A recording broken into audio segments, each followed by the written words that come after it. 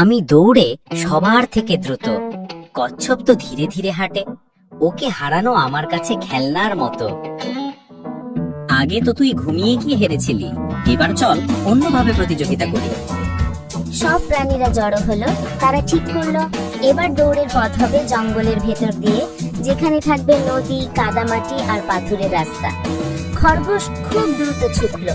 খোলা রাস্তায় সে কচ্ছপকে অনেক পেছনে ফেলে দিল, কিন্তু যখন নদীর কাছে এলো সে থমকে গেল, পানি পেরোতে পারছে না। অন্যদিকে কচ্ছপ ধীরে ধীরে নদীতে নেমে সাঁতার কেটে সহজেই ওপারে চলে গেল। খরগোশ হতাশ হয়ে চারপাশে ঘুরতে লাগলো, আর কচ্ছপ নিশ্চিতে এগিয়ে চলল।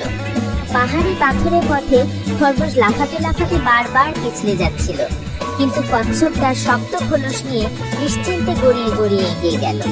শেষমেশ গন্তব্যে পৌঁছে সবাই দেখল খরগোশ দৌড়ের মধ্যে অনেক এগিয়ে থেকেও থেমে গেছে, আর কচ্ছপ ধৈর্য আর বুদ্ধির জোরে আবারও জিতে গেল।